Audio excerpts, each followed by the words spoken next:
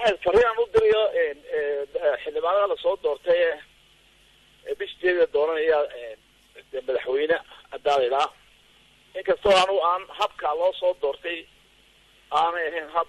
ummadda dhan matalisa ay tahay dad la soo xulay oo suuq laga soo qabtay xildhibaano wax doortay wax la yiri iyaguna madaxweyne wax lagu yeeray ay dooranayaan marka waxaan sheegayaa waxaan u sheegay in xil weyn saaran yahay ilaahayna arkiyo subxaanahu wa ta'aala Soomaaliya arrinteedu ay aad iyo arrin aad u xun tahay meel khariban ay taagan tahay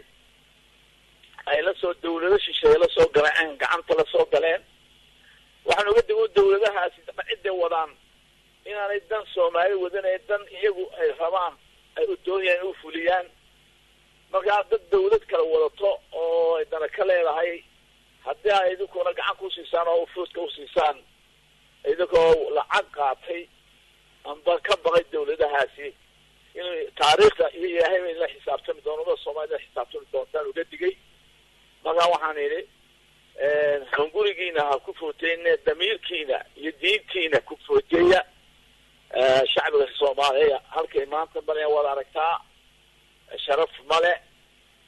magalaan saay 22,000 oo ciidamo shisheeye oo kala dhaqan ah ayaa kala diina yihiin baa jooga marka waxaan idhi iska ilaaliya inaydun qofka xunfoodka siisaan qofka soo ku xisaabtama wixii uu taariikhda qabay dadka marka uu cadcadi waxay xasan sheekh iyo shariif axmed iyo farmaajo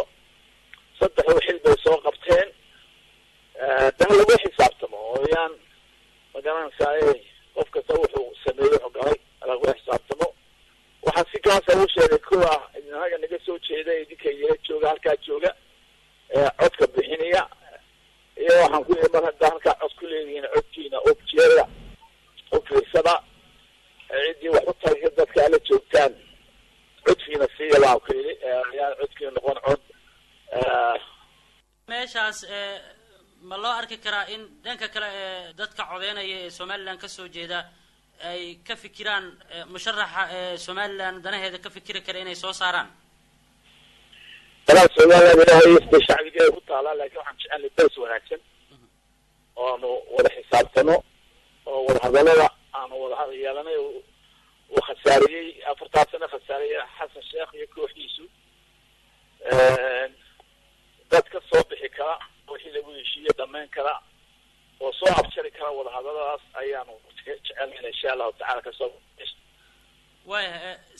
Somaliland u saameynaysa doorashadan hadda Muqdisho ka dhacaysa iyadoo musharaxiinta hadlay haddii aad maqashay badankood ay khudbadahooda ku jireen in wada hadalada Somaliland iyo Soomaaliya ay sii wadi doonaan saameyntu wax ku saameynta haddii halka dawlad wanaag ka soo baxdo dadkeeda ka dhaxaysa oo sida la sheegay aan dhulkii iyo cilkiiba iibsan iyo badiiba iibsan oo lacag urus ku jirin oo ku jirta in xaliyaan marka hore Soomaaliya mideeyaan oo ka daayaan dawlad goboleedka qalaa'ilka ku sameeysan ee la isku dariyo dawlad shisheeye sameeyeen oo marka iyadoo Soomaaliya sidii lixdankii Soomaaliya wada hadlaan sidii heshiiskii London lagu heshiiyay lagu aanadii asla jecelayn ka soo baxdo haday dawlad taasoo kale ka soo bixi weydo sida 4 sano dawladda tagay ayuu noqon doontaa gruubka ay lacag urursada iyo cilmi iibiya Soomaaliya xiriirkeeda xumeeya wala hadalada xumeeya ayuu ka soo bixi dhibaataduna waxay ku taartaa in xagga aanay nidaam ka jirin anagoo dhibaato loo keenaysa haddaan haysan cid alla xisaabtano iyo wax nagu dheeraan geediga